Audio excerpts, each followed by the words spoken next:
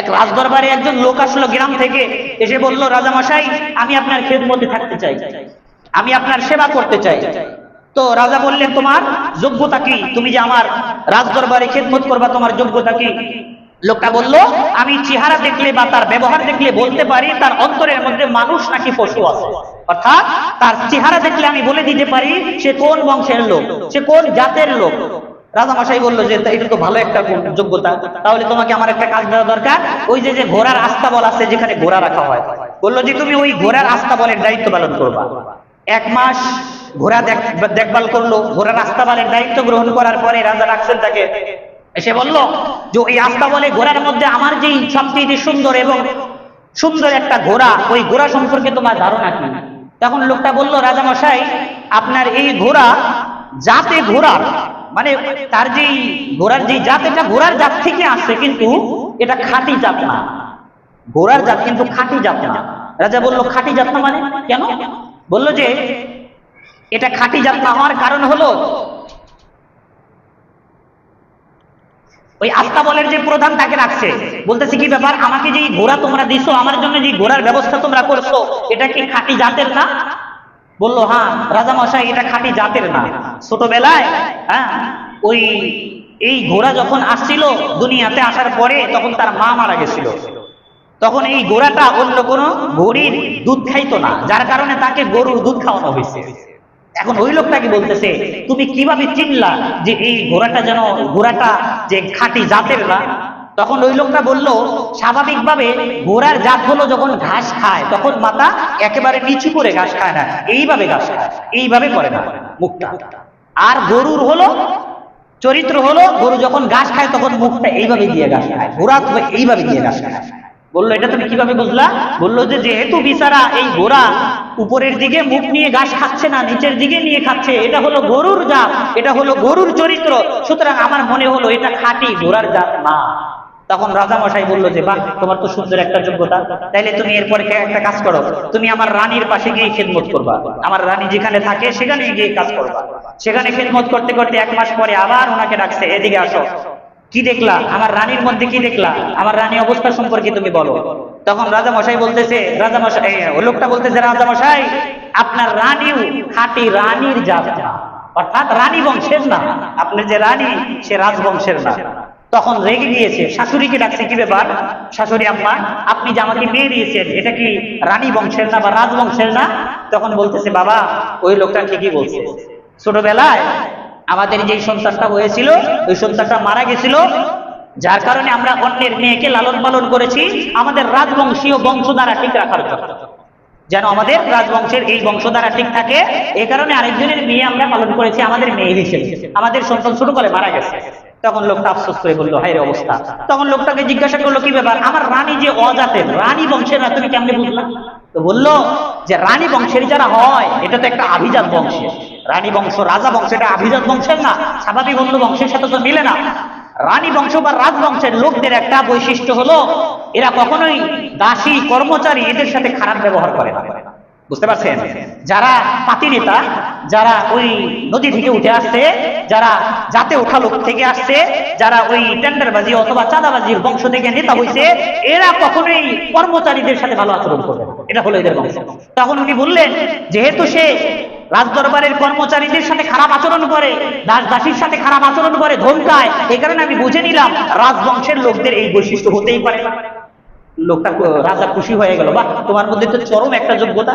এরপরে বলতেছে, ঠিক আছে, এইবার থেকে তুমি আমার সাথে থাকবা, আমি যেখানে থাকি এখানে থাকবা। 1 মাস দেখার পরে বলতেছে, এবার বলো আমার সম্পর্কে তোমার কি মত?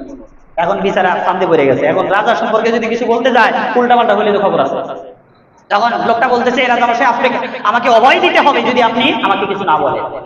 রাজা বলতেছে, ঠিক আছে, প্রতিশ্রুতি দিলাম, তোমার ভয় নাই, তুমি বলো। বলতেছে, রাজামশাই, দুঃখের সাথে বলতে হয় আপনিও রাজবংশের লোক না। রাজা তো শেষ রাগে ফায়া, কিন্তু কিছু বলতে পারবে না, প্রতিশ্রুতি দিছে। বলতেছে, কিভাবে বুঝলা আমি যে রাজবংশের না?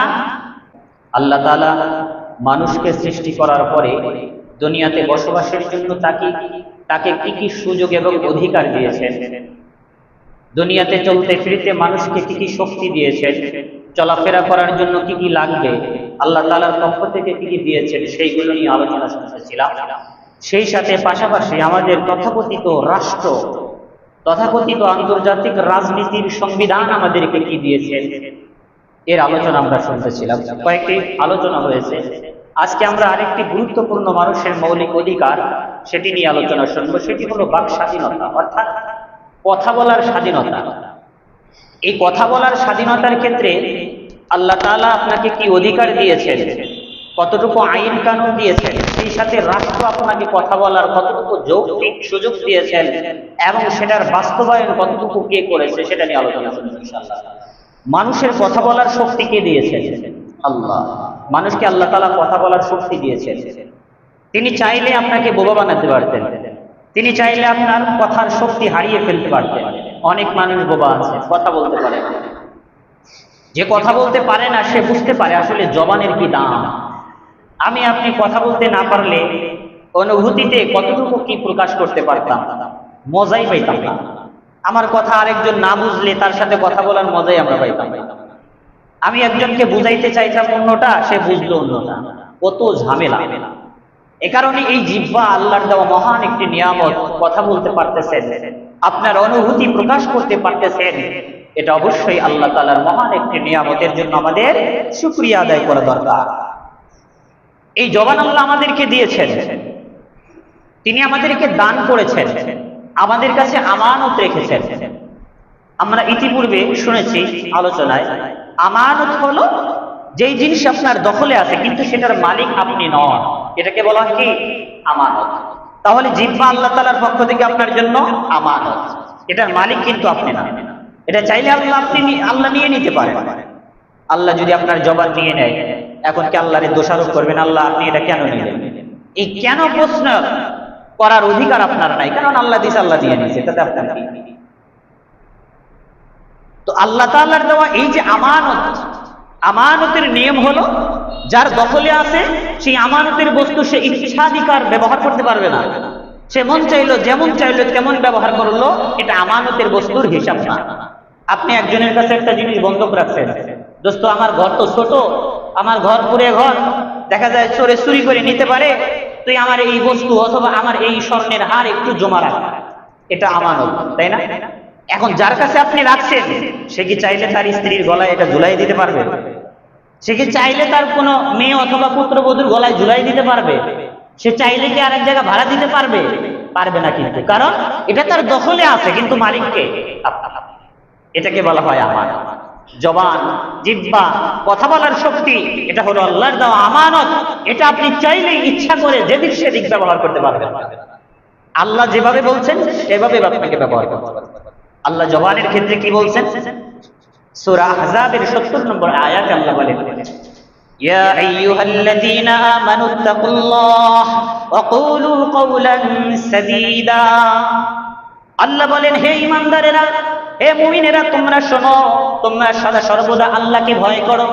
অর্থাৎ যেখানেই যাইবা আল্লাহর নিয়ম কানুন কি আছে সেটা অবশ্যই পালন করবা। এরপর আল্লাহ বলেন, ওয়াকুলু কাওলান সাদীদা, সদা সর্বদা সত্য কথা বলবা, সঠিক কথা বলবা। সঠিক কথা বলতে না পারলে চুপ থাকবা। কি বলছেন আল্লাহ? সঠিক কথা যদি বলতে না পারো চুপ করে থাকো, অনর্থক কথা বলবো না। কারণ এই জবান দিয়ে আপনার যা কিছুই উচ্চারণ হয় এর প্রত্যেকটির হিসাব আপনাকে দিতে হবে কিয়ামতে। সূরা কফ 26 নম্বর পারায় আয়াত নম্বর 18 আল্লাহ বলেন, মা ইয়ালফিযু মিন কাওলিন ইল্লা লাদাইহি রাকীবুন আতীদ।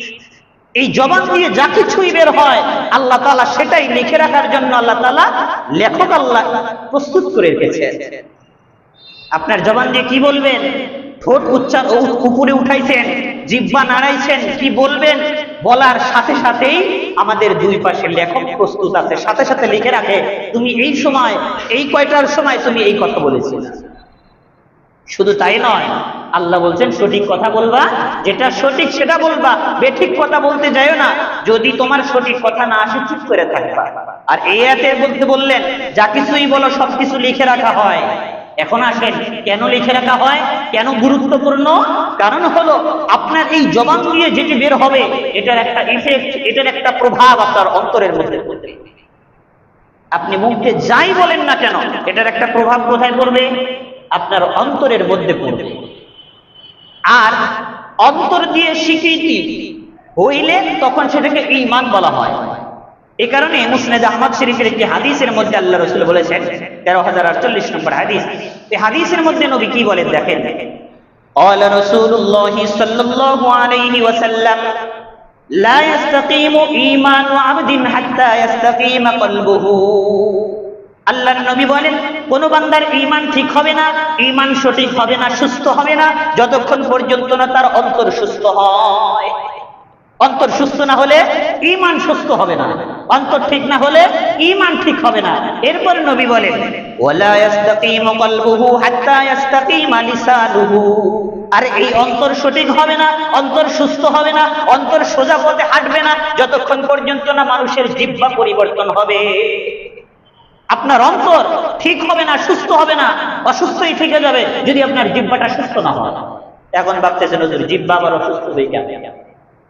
জিহ্বা অসুস্থ হইলে জিহ্বা দিয়ে গালি বের হয়, জিহ্বা অসুস্থ হলে আরেকজনের নিন্দা বের হয়, জিহ্বা অসুস্থ হলে আরেকজনের জন্য ধমক বের হয়। আর জিহ্বা সুস্থ থাকলে আরেকজনের জন্য ভালোবাসা তৈরি হয়, জিহ্বা সুস্থ থাকলে আরেকজনের প্রতি দরদ বের হয়। তাহলে আপনি পরীক্ষা করে দেখেন আপনার জিহ্বা সুস্থ আছে কিনা।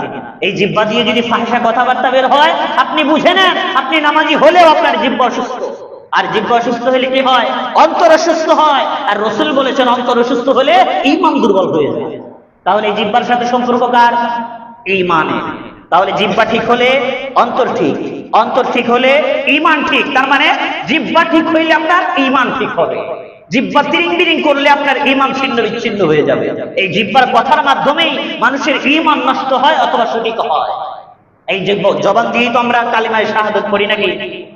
কালিমায়ে শাহাদাত পড়ে এরপরে আমরা অন্তর দিয়ে স্বীকৃতি দেই যে আমরা আল্লাহকে আল্লাহ মানি। এই জিহ্বা দিয়ে তো আগে আপনাকে স্বীকৃতি দিতে হবে। তাহলে এই জিহ্বা দিয়ে যে স্বীকৃতি দিচ্ছেন এটার ইফেক্ট পড়তেছে অন্তরের মধ্যে। অন্তর মনে করেন কাদামাটির মতো, ওইভাবে প্রস্তুত হচ্ছে ঈমানের জন্য। যখন আপনার জবান দ্বারা এটা হলো পানির মতো, আর আপনার অন্তর মতো আটার মতো। কি বলেন? ওখানে যখন পানি ঢালবেন ওই আটা যেমনি ইচ্ছা তেমনি তৈরি হবে, ওখান থেকে ঈমানের একটা বাস্তব গঠন তৈরি হবে। তাইলে আপনার ঈমান ঠিক হবে। তাহলে আমরা আলোচনা কি শুনলাম? জিহ্বাটা অত্যন্ত গুরুত্বপূর্ণ। যদি আপনি সঠিক কথা বলেন আপনার অন্তর ঠিক হবে, অন্তর ঠিক হলে ঈমান ঠিক হবে। এই কারণে আল্লাহর নবী বলেছেন, বুখারী শরীফের একটি হাদিস, সম্ভবত 6018 নম্বর হাদিস, আল্লাহর নবী বলেন মান কানা ইউমিনু বিল্লাহি ওয়াল ইয়াউমিল আখির, যেই ব্যক্তি আল্লাহর প্রতি ঈমান রাখে, পরকালের প্রতি বিশ্বাস রাখে, ওই ব্যক্তি যেন ফালইয়াকুল খায়রা আও লিয়াসমুত, সত্য কথা বলে, হক কথা বলে, সঠিক কথা বলে, কল্যাণকর কথা বলে, যদি না পারে সে যেন চুপ থাকে। রাসূলের আদেশ। কারণ হলো সঠিক কথা বললে ঈমান পাকাপোক্ত হবে, ব্যাঠিক কথা বললে, অনর্থক ফাহিশা কথা বললে ঈমান দুর্বল হবে। এই কারণে রাসূল কথা বলার সাথে কি বলেছেন? ঈমানকে সংযত করেছেন যে তোমার কথা বলাই বলে দিবে তোমার অন্তরের অবস্থা কি। এখন আমরা নিজেদেরকেও পরীক্ষা করতে পারি, আবার অনেক নামাজি, অনেক আলেম, অনেক ভালো ভালো মানুষদেরকেও পরীক্ষা করতে পারি। অনেক মানুষ আছে না বাইরে নামাজ কালাম পড়ে, আমাদের সাথে চলাফেরা করে, ঘরে গিয়ে সন্তানকে গালি দেয়, ঘরে গিয়ে বিবিকে গালি দেয়, উল্টা পাল্টা প্রচুর জুলুম করতেছে স্ত্রীর উপর। কোনো একটু উল্টা পাল্টা হইলে ছেলেদেরকে গালি দিচ্ছে, মেয়েকে গালি দিচ্ছে, মাকে গালি দিচ্ছে, অথচ বাহিরে সবকিছু ফিটফাট, জুব্বা পাঞ্জাবি পরে নামাজ কালাম পড়ে। যদি এই ব্যক্তির আচরণ এই হয় তাহলে তার বাহ্যিক সুরত কখনোই তার ঈমানকে ঠিক করতে পারবে না। বাহ্যিক অবস্থা কখনোই তার সুস্থ ঈমান ফিরিয়ে আনতে পারবে না। তার অসুস্থ হৃদয় নিয়ে কবরে যেতে হবে। এই অসুস্থ হৃদয় নিয়ে কবরে গেলে কি হবে? আল্লাহ তাআলার পক্ষ থেকে শাস্তি রয়েছে। এই কারণে আল্লাহ বলেন সঠিক কথা বলো। এখন আমাদেরকে আল্লাহ সঠিক কথা বলতে বলছেন, রাসূল বললেন কথা বলা এটা ঈমানের সাথে সংযুক্ত। সত্য কথা বললে বললো, নইলে চুপ থাকো। এখন আমরা তো চুপ থাকতে পারি না। ঝামেলা হলো একটা, মুখের ভিতরে, পেটের ভিতরে যা আছে এটা বের না হওয়া পর্যন্ত আমাদের আর পেটের ভাত হজম হয় না। বাইরে গেছি, বাইরে গিয়ে একবারে চুপ করে থাকি কেমনে? পাশে আলোচনা চলতেছে, দুজন আলোচনা করতেছে, আরে শুনছস কি হয়েছে? ওই যে কাল থেকে উত্তর পাড়ার একজন লোকের মেয়ে বের হয়ে গেছে, এই সেই। এখন ঘটনাক্রমে ওই মেয়ে সম্পর্কে আপনি গোপন একটা কথা জানেন যে ওই মেয়ে আগেও 3 বার বের হয়েছে। আশপাশের মানুষ কিন্তু জানে না যে 3 বার বের হয়েছে, এই প্রথমবার বের হইলো এটা জানে, কিন্তু আপনি আরো গভীর খবর জানেন। এখন আপনার পেটের মধ্যে মনে করেন পায়খানার মতো মুচড়াইতেছে, এটা না বললে কেমন হয়? আরে ওই যে অমুকের মেয়ে হয়, আরে এর আগেও তো 2 বার বের হয়ে গেছে। এই যে সহজে একটা কথা যে বের করে দিলেন, এটার মাধ্যমে যে আপনার কি ক্ষতি হলো আপনি কল্পনাও করতে পারবেন না, কল্পনাও করতে পারবেন না। সূরা নূরের মধ্যে প্রাথমিক প্রথম প্রায় 15টি আয়াতের মধ্যে আল্লাহ রাসূলের প্রিয়তমা স্ত্রী হযরত আয়েশা সিদ্দিকা রাদিয়াল্লাহু তাআলা আনহার ঘটনা আল্লাহ তাআলা উল্লেখ করেছেন। তার ব্যাপারে অপবাদ দেওয়া হয়েছিল যে তিনি অন্যায় কাজে লিপ্ত হয়েছেন। আল্লাহ তাআলা তাদেরকে সতর্ক করে বললেন, আয়াত নাযিল করে বললেন যে আয়েশার ব্যাপারে তোমরা যে অপবাদ দিচ্ছ সেটা মিথ্যা, সেটা মিথ্যা। এখন কথা হলো, আরেকজনের কাছ থেকে তুমি একটা কথা শুনলা, সেটাকে কেন তুমি বিশ্বাস করলা? একজন একটা কথা বললো আর সেটাকে তুমি বিশ্বাস করে নিলা, যাচাই বাছাই করলা না। আমাদের এই সমাজে অধিকাংশ দুর্ঘটনা অপবাদী কথা নির্ভর, অনুবাদ নির্ভর। আসলে সে জানি না, এক জায়গা থেকে শুনছে অথবা শোনেও না, এমন মানুষ আছে বানায় বানায় কথা বলে, আজ কবি কথা বলে, জীবনে করতে কেউ শোনে নাই। ওই কয়েকদিন আগে একটা ঘটনা বলছিলাম না, এক রাজার একটা সন্তান হয়েছে, রাজার চেহারা একটু কালো, সন্তানটা একটু কালো, স্বাভাবিক, বাবা মার একটু সুরত থাকতেই পারে, কালো সন্তান হয়েছে। ওই গ্রামের মহিলারা দেখা যায় গোসল করতে গেছে নদীর মধ্যে, আলোচনা করতেছে, আরে শুনছো আমগো দেশের রাজার কালো একটা ছেলে হয়েছে। তো ওই নদীর ঘাটে অন্য গ্রাম থেকেও মহিলারা আসছে গোসল করার জন্য, গোসল টোসল করে চলে যেতেছে। ওখান থেকে কিছু লোক অন্য গ্রামে যায়, মহিলারা বলতেছে, আরে শুনছো আমগো রাজার একটা পোলা হয়েছে কাকের মতো কালো। কিসের মতো কালো? কাকের মতো কালো। প্রথমে কালো গেল, এরপর কাকের মতো কালো গেল। এখন ওই গ্রামে ঘটনাক্রমে অন্য গ্রাম থেকে 2 জন মহিলা আসছিল বেড়াইতে। ওই মহিলা তাদের গ্রামে গিয়ে বলতেছে, আরে শুনছো কি হয়েছে?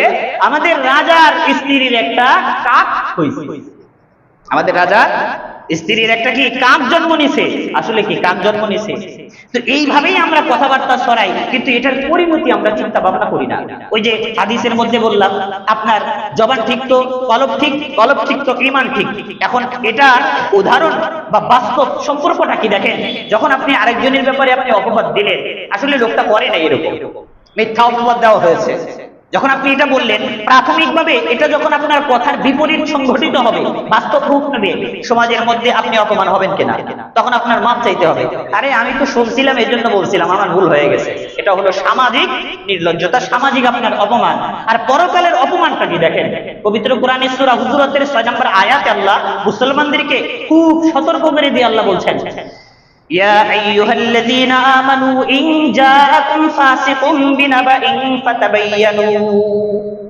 আল্লাহ মহব্বত করে ভালোবেসে ইমানদারদেরকে ডাক দিছে, মুমিনদেরকে ডাক দিয়ে বলছে, হে মুমিনরা শোনো, কোন ফাসিক, কোন ফুজ্জার, কোন বেনামাজি, কোন গুনাহগার ব্যক্তি যদি তোমাদের কাছে কোন ব্যক্তি সম্পর্কে সংবাদ নিয়ে আসে, নিউজ নিয়ে আসে, পত্রিকা যদি তোমাদের সামনে আসে, সাবধান, কোন মানুষ সম্পর্কে যদি দোষের কথা লেখা থাকে, অবশ্যই ফাতাবায়ানু, ভালো করে যাচাই বাছাই করে তুমি তোমার সিদ্ধান্ত নিবা।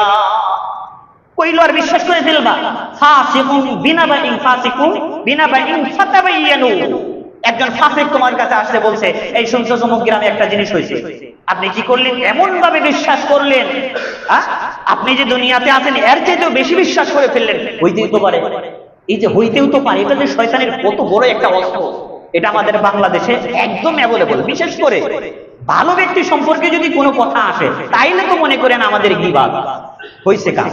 একজন আলেম, একজন টুপিওয়ালা দাড়িওয়ালা, একজন নামাজি সৎ ব্যক্তি সম্পর্কে আমাদের কাছে যদি কত কথা আসে, কি হয়, আরে ওই অমুক মেম্বার সাহেব, কি বলেন, ওই যে অমুক চাচা আব্দুল করিম, আব্দুল রহিম নামাজ কালাম পড়লে কি হবে, তাহলে তলে তলে এই কাজ আছে না নাই?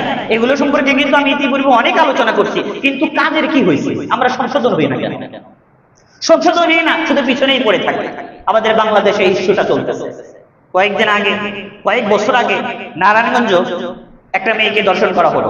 3 জন হিন্দু কুলাঙ্গার ইসকনের সদস্য মেয়েটাকে ধর্ষণ করলো। এই মেয়েটা থানায় গেছে বিচার দেওয়ার জন্য। থানার পুলিশরা ওগুলো তো আগেই ঝুটা ফাটা খাওয়া, হিন্দুদের ওই পিছনে আগা সাইটে দিলেই তোরা চাকরি বাকরি করে, এই অবস্থা। এখন ওদের কথা অনুযায়ী তো মামলা নেবে না, বর্তমানে চলতেছে। কোন আকাম কুকাম হইলে পুলিশের সহজে মামলা নিতে চায় না। এই জন্য কয়েকজন আগে একদিন এক লোক বলতেছিল যে এই দেশের সাংবাদিক আর পুলিশ হলো শুক্রাণুর মতো, 1000 কোটিতে একটা মানুষ হয়। শুক্রাণু চিনেন তো, ওই যেগুলো তো মানুষ তৈরি হয়, এদেশের সাংবাদিক আর পুলিশ হলো শুক্রাণুর মতো, অনেকগুলোর মধ্যে একটা মানুষ হয়। তা না হলে গাজীপুরের 13 বছরের একটা মেয়ে দর্শন হলো, উল্টা কি হলো, মামলা তো নিলেই না, ওই মেয়ের মাকে পুলিশরা এবং স্কুলের সদস্যরা নির্যাতন করছে, পত্রিকায় লিখছে, ব্রিফিং করতেছে, সাংবাদিক সম্মেলন করতেছে, পুলিশের ডিআইজিরা গাজীপুরের কি বলতেছে, এই মেয়ের সম্পর্কে, এই মেয়ের সাথে নাকি ওই হিন্দু ছেলেদের প্রেমের সম্পর্ক ছিল। ঘটনাক্রমে ঘুরতে গেছে, দর্শনের শিকার হয়ে গেছে। তো কি বললাম, নারায়ণগঞ্জের যে ঘটনা, ওই মেয়েটা থানায় গেছে, মামলা নিবে না, মামলা নিবে না, বরং ওই যেই 3 ছেলে ওই মেয়েটাকে দর্শন করছে, ওই 3 ছেলেকে পুলিশ ডেকে আনছে, ডেকে এনে আবার থানার ভিতরে ওই 3 ছেলের মাধ্যমে দর্শন করাইছে, ওই পুলিশ নিজেও দর্শন করছে। তারপরে কি হয়েছে, তারপরে ওই 3 ছেলে থানার ভিতরে ওই মেয়েটাকে মেরে ফেলছে, পুলিশ বাঁচবে তো। এখন পত্রিকায় ব্রিফিং করতেছে যে 3 জন লোক একটা মেয়েকে দর্শন করে মেরে ফেলছে, পত্রিকায়, জাতীয় পত্রিকায় আসছে। ঘটনাক্রমে কি হয়েছে, 1 মাস পরে ওই মেয়েটা আবার জীবিত ফিরে আসছে, আসলে কিছুই নেই। এখন ওই মেয়েটাকে মুখ বন্ধ করছে কেমনে, হুমকি দিছে, যেমন মনে করেন এই যে গাজীপুরের টঙ্গীর যে ঘটনা, যে খতিব সাহেবকে অপহরণ করলো ইসকনের সদস্যরা, উল্টা কি হইল, ওই খতিব সাহেবের পক্ষ নিয়ে যারা লড়তেছিল তাদেরকে রাষ্ট্রদ্রোহে মামলা দিবে। এখন বিক্রমপুরী সাহেব তার পক্ষ নিয়ে যখন পুলিশের সাথে কথাবার্তা বলতেছে, মামলা নিয়ে কাজ করতেছে, তখন সেই বিক্রমপুরীকে এই ছাড়া পড়া পুলিশেরা রাষ্ট্রদ্রোহে মামলা দিতে যাচ্ছে। আর ওই যে খতিব সাহেব পত্রিকায় লিখছে, খতিব সাহেব নিজেই গুম হয়ে গেছে। বাংলাদেশ প্রতিদিন, কালের কণ্ঠ, যমুনা নিউজের মধ্যে পত্রিকাগুলো লেখা আসছে কি, যে ওই খতিব সাহেব নাকি নিজেই গুম হয়েছে, নিজেই বাড়ি থেকে বের হয়েছে, নিজেই মনে করেন উলঙ্গ হয়েছে, নিজেই পায়ে শিকল পড়ছে। কি আজগবি ঘটনা। আমার তো মনে হয় কয়েক বছর আগে এই ইসকনের সদস্য কর্তৃক চট্টগ্রামের যেই কি বলেন আইনজীবী আলিফ হত্যা হলো, নিহত হলো, তাকে প্রকাশ্যে জবাই করা হলো, এটার সিসিটিভি ফুটেজ সাক্ষী সবই আছে। এরপরেও কি করলো পুলিশরা ভাবলো যে এই আলিফ, সাংবাদিক আলিফ, ইনি নাকি ওই চিন্ময় কুমার দাস ইসকনের সদস্য, তার সাথে নাকি যোগ সাজেশ ছিল, এর সাথে নাকি টাকা পয়সার লেনদেন ছিল, উল্টাপাল্টা হয়েছে, এই কারণে কে মেরে ফেলছে। আল্লাহ বাঁচাইছে, বিচারা দুনিয়া থেকে বিদায় নিয়ে গেছে। বেঁচে থাকলে তাকেও এই পুলিশের ধারে ঘুরতে হইতো, মামলা দিতে যাইতো, অন্যায় ভাবে তার উপর আরো আক্রমণ হইতো, তার উপর জুলুম হইতো, এরকম পরিস্থিতি। এখন পত্রিকায় যেই আসলো, আপনারাও পড়ছেন, গাজীপুরের টঙ্গী সাহেবের এই কি বলেন টঙ্গীর যে খতিব সাহেব, উনি নাকি নিজে গুম হয়ে গেছে, নিজে পায়ে শিকল দিচ্ছে, নিজে সেখান থেকে পঞ্চগড়ের এক থানার মধ্যে জঙ্গলের মধ্যে পড়েছে। কি আজগবি ঘটনা, নিজে সব করছে। আরে কথা রে। এখন এইগুলো আমাদের সমাজে পত্রিকায় যাচ্ছে, আমরা তো ভাবছি আরে করতেও তো পারে। আসল ঘটনা হলো তাকে গুম করা হয়েছে, কয়েকদিন পরে আসবে দেখবেন, গুম করা হয়েছে। এরপরে সে যখন মামলা দিতে গেছে, মামলা নেয় নাই, পুলিশ কি করছে জানেন, পুলিশ যে এত জঘন্য, আমি যে পুলিশের সমালোচনা করি কি লেগে জানেন না আপনারা, ভালো পুলিশ অবশ্যই কিছু আছে, কিন্তু অধিকাংশই যে খোলাসা। এই পুলিশ তার যে ছোট্ট 3 বছরের মেয়ে, সেই 3 বছরের মেয়েকে ধর্ষণের হুমকি দিছে, এমনকি তার ছেলেকে জঙ্গি বানানোর হুমকি দিছে। বাধ্য হয়ে সেই খতিব সাহেব সাংবাদিকদের সামনে স্বীকৃতি দিছে যে হ্যাঁ, আমি নিজেই পঞ্চগড়ে গিয়ে শুয়েছিলাম। এখন আপনারা যারা পত্রিকায় পড়ছেন ভাবতেছেন এই রে হুজুর তো আকাম করতেও পারে, হ্যাঁ, এটাই তো ভাবছেন নাকি? এটা ভাববেন। আজকে যদি আমার বিরুদ্ধে কেউ মামলা লেখে, আমার বিরুদ্ধে যদি বলে হুজুর ওই যে বাড়ির পিছন দিয়ে হাইটে গেছিল, ওদিকে একটা মেয়ের সাথে সম্পর্ক, আপনারা ভাববেন আরে এটা তো আমরা জানি না, করতেও তো পারে হুজুর, এই যে করতেও তো পারে, হইতেও তো পারে, এটা যে আপনার ইমানের 12টা বাজাবে, এটা আপনি চিন্তা করতে পারলেন? কেন আপনি ধারণা করলেন? আয়েশা সিদ্দিকা রাদিয়াল্লাহু তাআলা আনহার ঘটনার ব্যাপারে যখন কিছু মুসলমান বলতেছিল আরে আয়েশা এই কাজটা করো, তখন আল্লাহ বললেন থামো, আয়েশা এই কাজ করে নাই।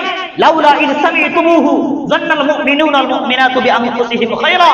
মুমিনরা যখন একজনের ব্যাপারে অপবাদ শুনলো, কেন তারা অন্যের ব্যাপারে ভালোর চিন্তা ভাবনা করলো না? আরেকজনের ব্যাপারে হুসনে জন বা ভালো ধারণা কেন করলো না?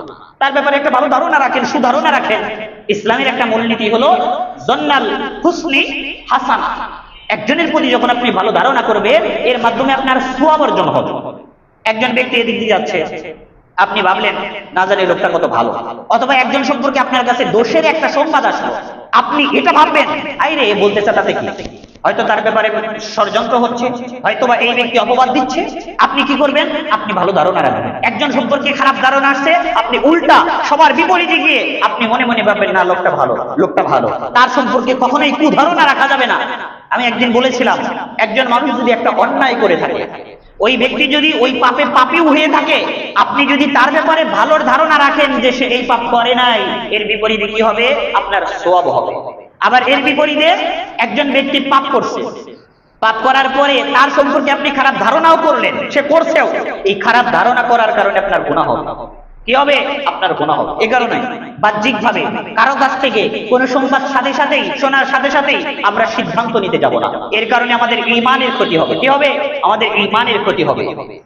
একটি ঘটনা বলেছিলাম, ওই উসমানী সাম্রাজ্যের সপ্তম সুলতান মুরাদ, ওনার জামানায় একজন ব্যক্তি হঠাৎ করে মরে বাজারের মাঝখানে পড়ে আছে। তখন আশপাশের ব্যবসায়ীরা তাকে ধরতেছে না, তার লাশ একটু উঠাবে, গোসল টোসল দিবে, দাফন করবে, এটা করতেছে না। তো সুলতান মুরাদ ওই সময় বাজার পরিদর্শনে আসছেন, এসে দেখে একজন লোক বাজারের মাঝখানে শুয়ে আছে। বলতেছে কি ব্যাপার? বলে লোকটা মারা গেছে। লোকটা মারা গেছে ভালো, তো তার দরফর অথবা তার দাফন কাফন তাকে তো সিস্টেম করতে হবে, এটা মানুষ করে না কেন? তখন দোকানদাররা বলতেছে যে আপনি কোত্থেকে আসছেন জানি না, ছদ্মবেশে আসছে পরিদর্শনে। এই লোকটা মদ পান করতো, এই লোকটা মদ পান করতো আর প্রত্যেক দিন পতিতালয়ে যাইত। এ কারণে ওই লোকের প্রতি মানুষের এত ঘৃণা, তার লাশটাও কে ধরবে না। আমাদের সমাজে তো এরকম যদি হয়, মানবাধিকার একটা সংস্থা আছে না, শয়তানের মানে আখড়া, ওই মানবাধিকার সংস্থার ওই এলজিবিটির লোকরা হাসপাতালে থেকে বলবে সে তো মানুষ, মদ খাইছে, তাতে কি হয়েছে? এই কয়েকদিন আগে ঢাকা ভার্সিটির একটা মেয়ে বলতেছে মদের লাইসেন্স আছে কারণে আমি মদ খাই, মদের লাইসেন্স আছে কারণে কি করে আমি মদ খাই, মানে স্বাধীনতা চাইতেছে। তো আরেকজন আবার লিখছে মদের লাইসেন্স থাকলে যদি তুমি জনসম্মুখে মানুষের সামনে মদ খাইতে পারো, তাহলে তো তোমার যে স্ত্রী আছে, তো স্ত্রী সুলভ আচরণ করার অধিকার, অথবা সেই লাইসেন্স তো তুমি বিয়ের মাধ্যমে পাইছো, তো স্ত্রীটাকে মিরপুর স্টেডিয়ামের মাঝখানে নিয়ে ওই আকাম প্রকাম করো, দেখি পারো কিনা। এটার তো লাইসেন্স আছে, লাইসেন্স থাকলে সেটা করা যায়। লাইসেন্স আপনার রাষ্ট্র দিতে পারে, বিভিন্ন ধরনের চিন্তা ভাবনা, আন্তঃরাজনৈতিক অবস্থার প্রেক্ষিতে অনেক কিছু লাইসেন্স দিতে পারে। সেই ক্ষেত্রে ইসলাম কি বলেছে, সেটা নৈতিকতা কিনা, সেটা আমাদের সামাজিক ভাবে ভালো কিনা, সেটাকে আপনাকে বিবেচনা করতে হবে, তাই না? তো যা হোক, বাহ্যিক ভাবে ওই সুলতান মুরাদ দেখছে পরিস্থিতি এই, তখন যেহেতু সে দেশের বাদশা, সে ওই লাশটাকে উঠাই নিয়েছে, তার পরিবারের কাছে নিয়ে গেছে। পরিবারের কাছে নেওয়ার পরে সুলতান তার স্ত্রীকে জিজ্ঞাসা করতেছে যে আপনার স্বামী প্রত্যেক দিন মদ খাইতো এবং পতিতালয় যাইতো, এত খারাপ আপনার স্বামী, এ কারণে আপনার স্বামীর গোসল গোসল বা কেউ ধর্ম করতেছে না, বাজারের মধ্যে পড়ে আছে। তখন আর তার স্ত্রী বলতেছে যে আপনি কে তা জানি না, তবে আমি জানি আমার স্বামী হলো এই যুগের আল্লাহর ওলি। এই যুগের কি আল্লাহর ওলি? স্ত্রী কিন্তু সাক্ষী দিচ্ছে। আজকাল তো আমাদের বিপরীত, আমরা বাইরে আল্লাহর ওলি, কিন্তু জায়গা মতো গিয়ে ফেসে যায়। স্ত্রী তো আমার গুমর জানে, সবকিছু জানে, কিন্তু ওই স্ত্রী তো ওই স্বামীর তো ভালো খবর জানে যে আমার স্বামী কি কাহিনী করে।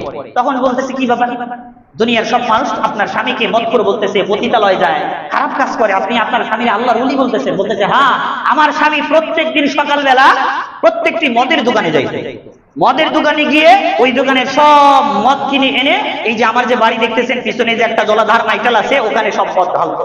মদ কিনে কেন আনতো? যেন দোকানে সবার আগে সব মদগুলো কিনে আনে, কোনো মুসলমান যেন, কোনো মানুষ যেন এই মদ খায়া পাপী না হয়। মানুষদেরকে পাপ থেকে বাঁচানোর জন্য এই মদগুলো কিনে আনতো। আর মানুষ মনে করতো এই লোক প্রত্যেকদিন যেহেতু মদ কিনে নেয়, এই লোকটা মনে হয় মদ পান করে। এরপরে পতিতালয়ের কাহিনী কি, প্রত্যেক দিন প্রত্যেকটা পতিতালয়ের মেয়ের কাছে যায়, যায় বলে তুমি প্রত্যেক দিন একদিনে তুমি কত টাকা অর্জন করতে পারবা? বলে যে আমি এত টাকা অর্জন করতে পারবো। তখন ওই লোকটা প্রত্যেকটি মেয়েকে এত টাকা দেয়, টাকা দিয়ে ওই মেয়েদেরকে কিনে নেয় সারাদিনের জন্য। ওই মেয়েরা অন্য কোনো পুরুষের কাছে যাইতে পারে। এই পতিতালয়ের মেয়েদেরকে টাকা দিয়ে কিনে নেয় যেন কোনো পুরুষ এই পতিতালয়ের মেয়ের দ্বারা নষ্ট না হয়। আর ওই মদের দোকান থেকে সব মদ কিনে নিয়ে ফেলে দেয় যেন কোনো মুসলমান অথবা কোনো মানুষ মদ খেয়ে পাপী না হয়। এই কাজটা আমার স্বামী করতো। মানুষ মনে করতো আমার স্বামী মদখোর, মানুষ মনে করতো আমার স্বামী পতিতালয়ে যায়, কিন্তু স্ত্রীর কথা শোনেন এই লোকটা হলো আল্লাহর ওলি। আমাদের সমাজে এরকম ঘটনা আছে না নাই? অনেক আছে, অনেক আছে। দেখা যায় একজন ব্যক্তি ওই রাস্তা দিয়ে তার স্ত্রী নিয়ে হেঁটে যাচ্ছে, বোরকা পরা তো, হয়তো আমরা জানি না তার যে স্ত্রী আছে অথবা সে যে বিয়ে করছে, অথবা রাস্তা দিয়ে তার বউকে নিয়েই যাচ্ছে, আমরা মনে করলাম আরে এই হুজুর তো তার বউকে নিয়ে মার্কেটে গেছে, হুজুর তার বউকে নিয়ে গেল নাকি অন্য কোনো মেয়েকে নিয়ে গেল, আমি তো আর দেখি নাই, বোরকার নিচে কিন্তু তা তো জানি না। এরকম বহু মানুষ আছে। এমনকি আমার সম্পর্কে একজন ধারণা করছিল, ঘটনা করে আমি একদিন বলছিলাম যে হুজুর আমি যে বিয়ে করছি, হয়তো অনেকেই হয়তো জানেন না, ওই যখন বিয়ে করছিলাম তার কয়েক মাস পরে জানিয়েছিলেন হয়তো, যাই হোক আনুষ্ঠানিকতা ছিল না। তো একজন বলল হুজুর আপনি তো বিয়ে করেন নাই, কারে নিয়ে গেছেন? বলেই ফেলছে। বললাম আপনার কোনো এক মেয়ে হবে, তাকেই আমি নিয়ে গেছি। তো লোকটা প্রথমে সরব পাইছে, হুজুর আপনি এরকম একটা কথা বলেন, তোর মেয়ে, আমি যাকে বিয়ে করবো সে তো আপনার মেয়ে হয়। লোকটা একটু বয়স্ক, আমার বাবার সাইজে। আমি বললাম আপনার কোনো একটা মেয়ে হবে যাকে নিয়ে আমি মার্কেটে যাচ্ছি। এই হলো আমাদের মুসল্লিদের অবস্থা। তো বাহ্যিক ভাবে অবস্থা দেখলে আমার তার উপর বিশ্বাস করা চলবে না, যাচাই বাছাই করতে হবে। আল্লাহ তাআলা কোরআনে কারীমের মধ্যে বলেছেন, সাবধান, অনুমান নির্ভর কখনোই কথা বলবা না। অনুমান নির্ভর তুমি একটা কথা বলবা, এর কারণে একটা মারাত্মক পর্যায়ের প্রভাব তোমার অন্তরের মধ্যে পড়বে, আর এই অন্তর অসুস্থ হওয়ার কারণে তোমার ঈমান দুর্বল হয়ে যাবে, ঈমান অসুস্থ হয়ে যাবে। এই কারণে আল্লাহ রাসূল সাল্লাল্লাহু আলাইহি ওয়াসাল্লাম বুখারী শরীফের হাদিসের মধ্যে বলেন যে দুইটি জিনিসের ক্ষেত্রে দুনিয়ার কোন মানুষ যদি জিম্মাদারি হয়, অর্থাৎ এই দুইটি জিনিসের হেফাজতের ক্ষেত্রে কেউ যদি গ্যারান্টি আমাকে দিতে পারে, তাহলে আমি তার জন্য জান্নাতের জিম্মাদার হয়ে যাব। সুবহানাল্লাহ। বুখারী শরীফের হাদিস 6474 নম্বর হাদিস। রাসূল বলেন, মাই ইয়াজমান লাহু মা বাইনা লাহিহি ওয়া মা বাইনা রিজলাইহি, যেই ব্যক্তি দুই পায়ের মাঝখানের যে অঙ্গ অর্থাৎ লজ্জাস্থানের হেফাজত করবে, দুই পায়ের মাঝখানে যে লজ্জা স্থান, মোটামুটি মানুষের এই লজ্জা স্থান অথবা এই যৌবনই তো বিভিন্ন পাপ কাজে মানুষকে ডুবাই দেয়। তো রাসূল বলেন, যেই ব্যক্তি দুই পায়ের মাঝখানের অঙ্গ এবং তার দুই চওলের মাঝখানের অঙ্গ তথা জিহ্বা, এই দুইটির হেফাজতের দায়িত্ব যে নিবে, রাসূল বলেন আযমানু লাহুল জান্নাহ, আমি তার জন্য জান্নাতের দায়িত্ব প্রাপ্ত হয়ে যাব, আমি তার জান্নাতের ব্যবস্থা আমি করে দেব। তুমি এই দুইটি জিনিসের জিম্মাদার হও, আমি তোমার জান্নাতের ব্যবস্থা করে দেব। এই কারণে অত্যন্ত গুরুত্বপূর্ণ, আপনার জবানকে যদি আপনি হেফাজত করতে না পারেন, তাহলে আপনি ধরা খেয়ে যাবেন। এখন কথা হলো, এটা হলো আমাদের ইসলামের মূলনীতি। আল্লাহ বললেন সঠিক কথা বলো, বেঠিক কথা বললে তোমার ক্ষতি হবে, বেঠিক কথা বললে তোমার শাস্তি হবে। এখন আছে আমাদের রাষ্ট্রের পরিস্থিতি, আমাদের রাষ্ট্রেও এরকম আইন আছে। অনেকে বলে না ধর্মের সাথে রাষ্ট্রের কোনো সম্পর্ক নাই, ধর্ম ছাড়া রাষ্ট্র চলতে পারে না। বিশেষ করে ইসলামের কোনো মূলনীতি ছাড়া কোন রাষ্ট্রই নৈতিকভাবে কখনোই টিকে থাকতে পারে না। আমাদের বাংলাদেশের সংবিধানের 32 নং অনুচ্ছেদের 1-2 ধারায় লেখা আছে, বাক স্বাধীনতার যে বিশ্লেষণ ওখানে দেওয়া আছে, আপনি যে কোনো মতামত আপনি দিতে পারেন, বাংলাদেশের নাগরিক হিসেবে আপনি যে কোনো দল করতে পারেন, আপনার যে কোনো মতামত প্রকাশ করতে পারেন, এই ডিগ্রি আর এই স্বাধীনতা রাষ্ট্র আপনাকে দিয়েছে। তবে 2 নং ধারার মধ্যে শর্ত দেওয়া হয়েছে, আপনাকে কথা বলার স্বাধীনতা দিছে, কিন্তু মন যা চাইবে তাই বলবেন, একজনকে একটা অন্যায় ভাবে বলে দিবেন, জি না। ওখানে 4টি শর্ত দেওয়া আছে। 1 নম্বর শর্ত হলো, তুমি এমন কথা বলবা যেই কথাটা গণশৃঙ্খলা বা নৈতিকতার বিপরীতে না যায়, এইভাবেই লেখা আছে শব্দগুলোতে। আপনি এমন কথা বলবেন যেই কথাটা গণশৃঙ্খলার বিরুদ্ধে না যায়। আপনি এমন একটা কথা বললেন, বাজারের মধ্যে ওই দেখা যায় বলে ফেললেন যে আপনার যেহেতু কথা বলার স্বাধীনতা আছে, আপনি বলে ফেললেন যে এই বাজারে যত দোকানদার আছে সব দোকানদাররাই মনে করেন অমুক কাজ করে, একটা খারাপ কথা বলে ফেললেন। এর কারণে দোকানদারদের পিটুনি খাইতে হবে কিনা? কথা বলার স্বাধীনতা আপনার জবান দিছে বলে আপনি যা ইচ্ছে বলতে পারবেন? এই কারণে রাষ্ট্র শর্ত দিচ্ছে কি, এমন কথা বলবা না যেটার কারণে জনশৃঙ্খলা নষ্ট হয়, কোন জাতির প্রতি খারাপ ধারণা হয়, কোন জাতির অপমান হয়, এরকম কোন কথা বলা যাবে না। এরপরে রাষ্ট্রের মধ্যে সংবিধানে শর্ত দিয়েছে নৈতিকতা রক্ষার্থে অনৈতিক কথা বলা যাবে না। একজন সম্পর্কে আপনি মন চাইলো বলে ফেললেন অমুকের মেয়ে বের হয়ে গেছে, মন চাইলো বলে ফেললেন অমুকে চুরি করছে, মন চাইলো বলে ফেললেন অমুক টুপিওয়ালা সুদ খায় ঘুষ খায়। আপনার জবানের শক্তি দিছে, আপনি মন চাইলে আরেকজনের বিরুদ্ধে কথা বলে ফেললেন। এটা রাষ্ট্রও দেয় নাই, এটা আমাদের ইসলাম ধর্মও দেয় নাই। এরপরে শর্ত দেওয়া আছে, এমন কথা বলা যাবে না যে আরেকজনের মানহানি হয়। মানহানি প্রতিরোধে আপনাকে বাক স্বাধীনতা দেওয়া হলো, এটা হলো আমাদের বাংলাদেশের সংবিধান। এরপরে এমন কথা বলা যাবে না যেই কথার কারণে অপরাধ সংঘটিত হয়। আপনি এমন কথা বলে দিলেন, উস্কে দিলেন। যেমন কয়েকদিন আগে এই যে আমাদের জশ্নে জুলুস যে গেল 12 রবিউল আউয়াল চট্টগ্রামে, ওখানে একজন সুন্নি নাম করা সুন্নি বিদাতি, সে বলে দিল যে আজকে রাসূলের সম্মান রক্ষার দিন, আমাদের সুন্নি ভাইরা তোমরা দাঁড়িয়ে যাও, যারা আজকে রবিউল আউয়ালের বিরুদ্ধে যাবে তাদেরকে জায়গায় শোয়াই দেবা।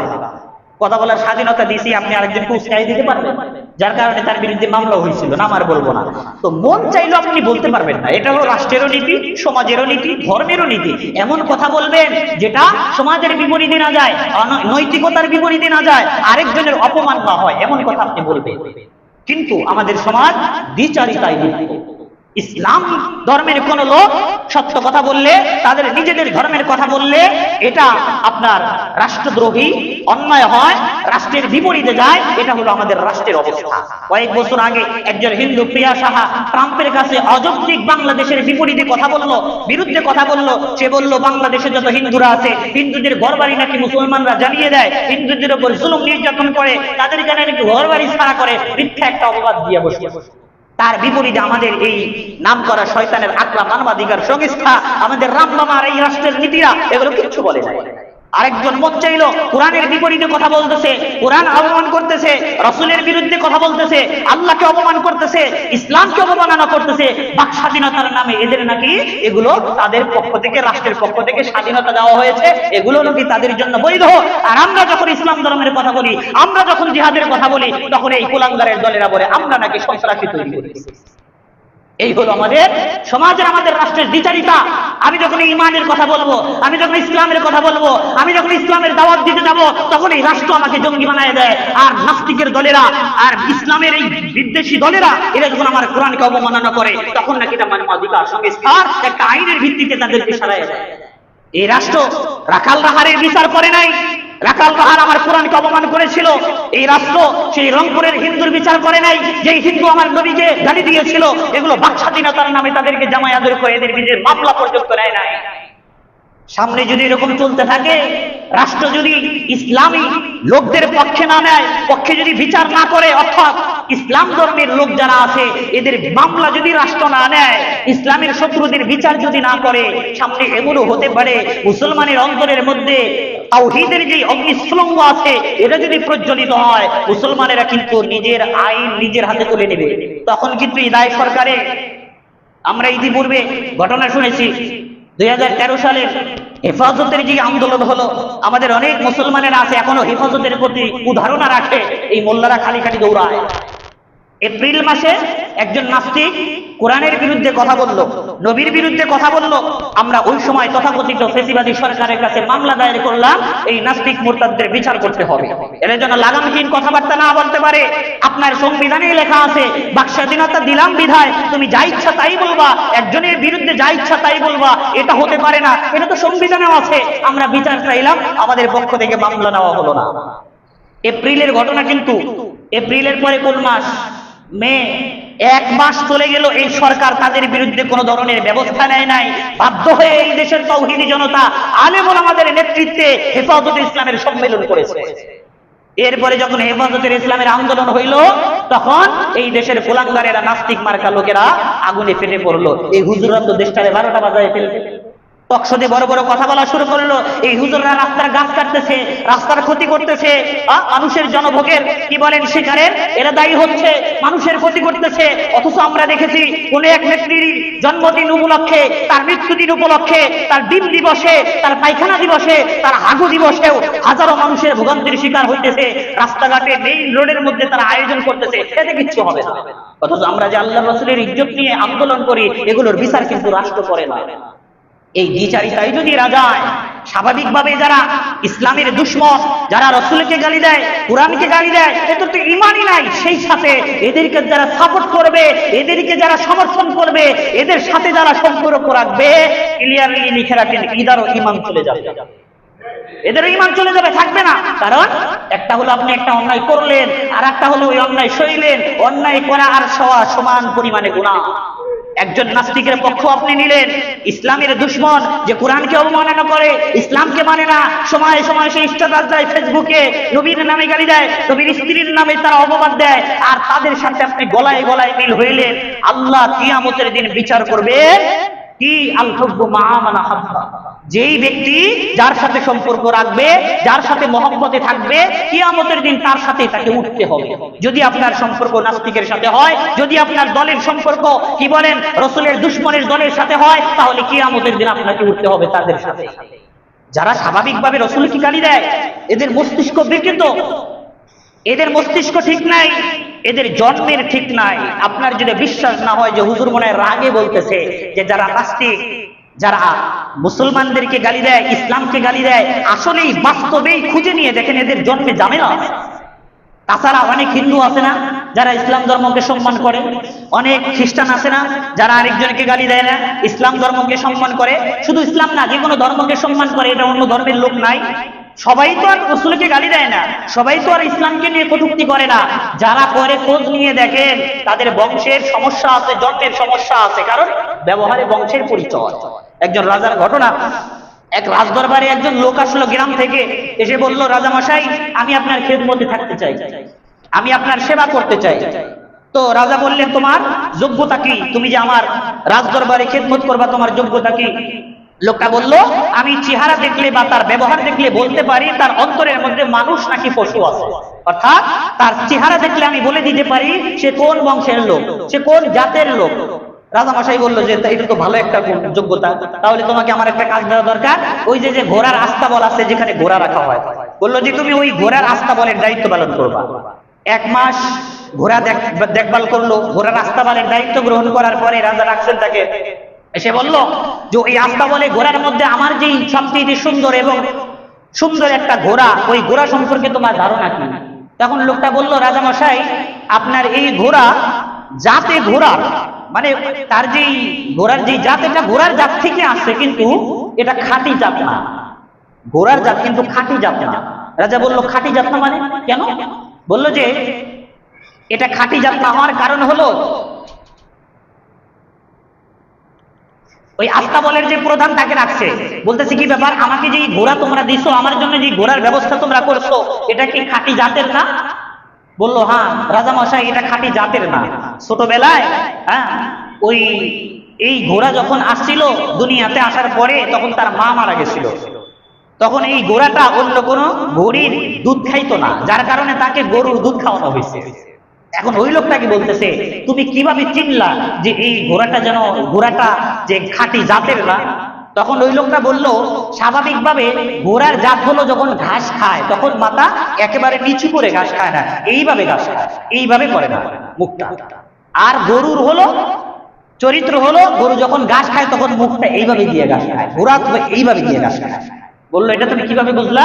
বললো যে যেহেতু বিচারা এই ঘোড়া উপরের দিকে মুখ নিয়ে ঘাস খাচ্ছে না, নিচের দিকে নিয়ে খাচ্ছে, এটা হলো গরুর জাত, এটা হলো গরুর চরিত্র, সুতরাং আমার মনে হলো এটা খাঁটি ঘোড়ার জাত না। তখন রাজামশাই বললো যে বাহ, তোমার তো সুন্দর একটা যোগ্যতা, তাইলে তুমি এরপরে একটা কাজ করো, তুমি আমার রানীর পাশে গিয়ে খেদমত করবা, আমার রানী যেখানে থাকে সেখানে গিয়ে কাজ করবা। সেখানে খেদমত করতে করতে 1 মাস পরে আবার ওনাকে ডাকছে, এদিকে আসো, কি দেখলা, আমার রানীর মধ্যে কি দেখলা, আমার রানী অবস্থা সম্পর্কে তুমি বলো। তখন রাজামশাই বলতেছে, রাজামশাই লোকটা বলতেছে, রাজামশাই আপনার রানীও খাঁটি রানীর জাত না, অর্থাৎ রানী বংশের না, আপনার যে রানী সে রাজবংশের না। তখন রেগে গিয়েছে, শাশুড়িকে ডাকছে, কি ব্যাপার শাশুড়ি আম্মা, আপনি যে আমাকে মেয়ে দিয়েছেন এটা কি রানী বংশের না বা রাজবংশের না? তখন বলতেছে, বাবা ওই লোকটা ঠিকই বলছে, ছোটবেলায় আমাদের যে সন্তানটা হয়েছিল ওই সন্তানটা মারা গেছিল, যার কারণে আমরা অন্যের মেয়েকে লালন পালন করেছি আমাদের রাজবংশীয় বংশধারা ঠিক রাখার জন্য, যেন আমাদের রাজবংশের এই বংশধারা ঠিক থাকে, এই কারণে আরেকজনের মেয়ে আমরা পালন করেছি আমাদের মেয়ে হিসেবে, আমাদের সন্তান ছোটকালে মারা গেছে। তখন লোকটা আফসোস করে বললো, হায় রে অবস্থা। তখন লোকটাকে জিজ্ঞাসা করলো, কি ব্যাপার, আমার রানী যে অজাতের, রানী বংশের না, তুমি কেমনে বুঝলা? তো বললো যে রানী বংশের যারা হয় এটা তো একটা আভিজাত বংশের, রানী বংশ রাজা বংশ এটা আভিজাত বংশের না, স্বাভাবিক অন্য বংশের সাথে তো মিলে না। রানী বংশ বা রাজবংশের লোকদের একটা বৈশিষ্ট্য হলো এরা কখনোই দাসী কর্মচারী এদের সাথে খারাপ ব্যবহার করে না। বুঝতে পারছেন? যারা পাতি নেতা, যারা ওই নদী থেকে উঠে আসছে, যারা জাতে ওঠা লোক থেকে আসছে, যারা ওই টেন্ডারবাজি অথবা চাঁদাবাজির বংশ থেকে নেতা হয়েছে, এরা কখনোই কর্মচারীদের সাথে ভালো আচরণ করবে, এটা হলো এদের বংশ। তখন উনি বললেন, যেহেতু সে রাজদরবারের কর্মচারীদের সাথে খারাপ আচরণ করে, দাস দাসীর সাথে খারাপ আচরণ করে, ধমকায়, এই কারণে আমি বুঝে নিলাম রাজবংশের লোকদের এই বৈশিষ্ট্য হতেই পারে। লোকটা রাজা খুশি হয়ে গেল, বাহ তোমার মধ্যে তো চরম একটা যোগ্যতা। এরপরে বলতেছে, ঠিক আছে এবার থেকে তুমি আমার সাথে থাকবা, আমি যেখানে থাকি এখানে থাকবা। 1 মাস দেখার পরে বলতেছে, এবার বলো আমার সম্পর্কে তোমার কি মত? এখন বিচারা ফান্দে পড়ে গেছে, এখন রাজা সম্পর্কে যদি কিছু বলতে যায় উল্টা পাল্টা হলে তো খবর আছে। তখন লোকটা বলতেছে, রাজামশাই আপনি আমাকে অভয় দিতে হবে যদি আপনি আমাকে কিছু না বলেন। রাজা বলতেছে, ঠিক আছে প্রতিশ্রুতি দিলাম, তোমার ভয় নেই, তুমি বলো। বলতেছে, রাজামশাই দুঃখের সাথে বলতে হয় আপনিও রাজবংশের লোক না। রাজা তো শেষ রাগে ফায়া, কিন্তু কিছু বলতে পারবে না, প্রতিশ্রুতি দিছে। বলতেছে, কিভাবে বুঝলা আমি যে রাজবংশের না? সাথে সাথে তার মাকে ডাকছে, কি ব্যাপার মা, আমি কি তোমাদের জন্মের, আমি কি তোমাদের গর্বের না, আমি কি রাজবংশের না? তখন তার মা বলতেছে, আমরা সন্তানহীনা ছিলাম, আমাদের রাজ্য টিকানোর জন্য তোমাকে এক রাখালের কাছ থেকে দত্তক আনছিলাম, সেই রাখালের ছেলেকে বড় করে তোমার রাজা বানাইছে। লোকটারে বলতেছে তুমি কিভাবে বুঝলা আমি যে রাজবংশের না? বলতেছে রাজা মশাই, রাজবংশের যারা হয় তাদের একটা গুণ থাকে, তাদের এক নাম্বার গুণ হলো তাদের নিম্ন স্তরের লোকদের সাথে খারাপ আচরণ করে না, এবং তারা যখন অন্যান্য লোকদেরকে হাতিয়া তোফা দেয়, এরা ভালো জিনিস দেয়, টাকা পয়সা হীরা মুক্তা দেয়। কিন্তু আপনার কাছে যখন আমি কোনো ভালো কাজ করি, আমি দেখলাম আপনি ওই টাকা পয়সা হীরা মুক্তা আমারে উপহার না দিয়ে আমারে আপনি উপহার দিয়েছেন চাউল ডাউল ঘি আর মাখন। তো চাউল ডাউল আর ঘি মাখন এগুলো উপহার দেওয়া হলো রাখারের চরিত্র। আমি বুঝে নিলাম আপনি রাজবংশের না। রাজবংশের যারা হয় এরা আভিজাত শ্রেণীর হয়, এরা কাউকে কোনো কিছু দিলে বড় জিনিস দেয়, কিন্তু আপনি মাঝে মধ্যে চাউল ডাউল ঘি মাখন এই। তো বুঝলাম, এই ঘটনার দ্বারা বুঝাইলাম যারা আল্লাহ রসুলকে গালি দেয় এটা তো মানবতার শত্রু, যারা কোরআনের বিরুদ্ধে কথা বলে এরা তো মানবতার শত্রু। জন্মসূত্রে যদি সঠিক থাকে কখনোই কোনো সুস্থ মস্তিষ্কওয়ালা লোক ইসলামের বিপরীতে কাজ করতে পারে না। সে মুসলমান না হলেও পবিত্র কোরআনের বিরুদ্ধে কথা বলতে পারে না। যেই কোরআনের বিপক্ষে আজও পর্যন্ত কোনো মানুষ কোনো বিশ্লেষণ করে ভুল ধরতে পারে নাই, যেই মুহাম্মদ সাল্লাল্লাহু আলাইহি ওয়াসাল্লামের নামে আজও পর্যন্ত কোনো দুশমন খাঁটি কোনো ধরনের অপবাদ দিতে পারে নাই, কোনো ধরনের অভিযোগ আনতে পারে নাই। আমাদের এই যুগে বাংলাদেশে এসে উচ্চ শিক্ষার নামে ভার্সিটির বারান্দায় গিয়ে বড় বড় প্রফেসর হয়ে যখন আমাদের নবীকে গালি দেয়, বুঝতে হবে সে প্রফেসর হইলেও জাতগতভাবে সে ভালো মানুষ না, সে কোনো ধরনের গোলামদারের বংশ থেকে আসে। বুঝতে পারছেন? ভালো কোনো মস্তিষ্কওয়ালা মানুষ ইসলামের বিরুদ্ধে কথা বলতে পারে না। ইসলামের অনেক পণ্ডিতরা এমনকি অনেক তাদের ধর্মীয় গ্রন্থগুলোতে আমাদের নবীর প্রশংসার কথা আসছে, আমাদের কোরআনের প্রশংসার কথা আসছে, আমাদের ধর্মের প্রশংসার কথা আসছে। সুতরাং যদি কোনো ভালো হিন্দু হতে চায় তবুও সে ইসলামকে নিয়ে গালি দিতে পারে না, তার ধর্ম সে পালন করবে। তাওরাত ইনজিলের মধ্যে আমাদের নবীর প্রশংসার কথা আসছে। যদি কোনো খ্রিস্টান ইহুদি আমাদের নবীর বিরুদ্ধে অভিযোগ দায়ের করে তাহলে বুঝতে হবে সে ভালো খ্রিস্টান অথবা জাত হিসেবে ইহুদি নয়, সে কোনো গোলামদারের সন্তান। যেই ব্যক্তির বংশ খারাপ, যেই ব্যক্তির জন্ম ঠিক নাই, যেই ব্যক্তির জন্মের দ্বারা তার মা বাবা কোনো একটা হোটেলে গিয়ে তাকে জন্ম দিয়েছে, সে ইহুদি হোক অথবা খ্রিস্টান হোক, সে মানবতার বিরুদ্ধে কাজ করবেই, সে মানবতার বিরুদ্ধে কাজ করবেই। যারা ইসলামের বিরুদ্ধে কাজ করে তারা মানবতার শত্রু, তাদের জন্ম হিসাব ঠিক নাই। কোনো একদিকে দেখবেন তার মা বাবা হয়তো অন্য কোনো কথা গিয়ে অথবা বিয়ের আগে তাকে জন্ম দিয়ে দুনিয়াতে আনছে, এ কারণে সে প্রফেসর হইলেও শিক্ষায় সে শিক্ষিত হইলেও সে মানুষ হতে পারে না। কয়েকদিন আগে একজন মনোবিদি গানের একটা কলি দেখলাম, সেখানে বলা হচ্ছে আমাদের বাংলাদেশে জন্মসংখ্যা বাড়ছে, মানুষের সংখ্যা বাড়ে না। জনসংখ্যা বাড়ছে, মানুষের সংখ্যা বাড়ে নাই। শিক্ষার জামানায় এসে শিক্ষিত কেউ হলো না। আমাদের জামানায় শিক্ষিত আর শিক্ষকের জামানা, শিক্ষার জামানায় শিক্ষিত হবে, কিন্তু শিক্ষিত হইলেও তো গরু বেশি হবে। যত বেশি শিক্ষিত হয় তত অমানুষ হয়। অমানুষ যদি না হইতো, ওই যে রাজশাহী ইউনিভার্সিটির একজন প্রফেসর কয়েকদিন আগে বলতেছে, কি বলতেছে জানেন? যে আমি মদ খাবো, আমি বাহিরে গিয়ে মদ খাবো, সেটা আমার স্বাধীনতা, রাষ্ট্র আমাকে স্বাধীনতা দিয়েছে। একজন প্রফেসর, ইউনিভার্সিটির একজন প্রফেসর, সে যদি এই কথা বলে, এই কুলাঙ্গার ছাত্রদেরকে কি শেখাবে? কি শেখাবে? এর আপনি শিক্ষিত বলতে পারেন? শিক্ষিত মানে শুধু ডিগ্রি নয়, শিক্ষিত পরিচয় হয় ব্যবহারে। ব্যবহার যদি ঠিক না থাকে আপনার পোশাকে কি হবে, আপনার লিফলেটে কি হবে, আপনার ব্যানারে কি হবে? অতএব ভিতরটাকে মানুষ বানানো, ভিতরটাকে মানুষ বানানো। অতএব যা বলতেছিলাম শুরু থেকে এখন পর্যন্ত যে আলোচনাগুলো হলো, সারাংশ হলো আমরা মুখ দিয়ে যেই কথাই বলবো, অনর্থক কথা বলবো না। একজন সম্পর্কে মন চাইলে একটা অভিযোগ দায়ের করে দিলাম, একজন আলেম সম্পর্কে বাংলাদেশের কুলাঙ্গার মিডিয়ারা মিথ্যা ছাপাচ্ছে, আর আমরা সেটাকে মিথ্যা কি বলেন সত্য হিসেবে বিশ্বাস করে নিলাম। এটা মুমিনের চরিত্র হতে পারে না। আর আমাদের সংবিধান, রাষ্ট্র আপনাকে লাগামহীন কথাবার্তা বা আরেকজন সম্পর্কে গালি দেওয়ার অধিকার আপনাকে দেয় নাই, বাক স্বাধীনতা দিয়েছে। কিন্তু নৈতিকতা রক্ষার্থে, মানহানি রক্ষার্থে, গণশৃঙ্খলা রক্ষার্থে আরেকজনের উপর যেন অপবাদ না হয়, আরেকজনের ক্ষতির শিকার না হয়, এই শর্ত সাপেক্ষে আপনি কথা বলতে পারেন। আল্লাহ আমাদেরকে বোঝার তৌফিক দান করুন, আল্লাহ আমাদেরকে ঈমানকে ঠিক করার তৌফিক দান করুন, আল্লাহ আমাদের জবানে লাগাম দেওয়ার তৌফিক দান করুন। আমিন ওয়া আখির দাওয়ানা আলহামদুলিল্লাহি রাব্বিল আলামিন। সুন্নাত যারা পড়েন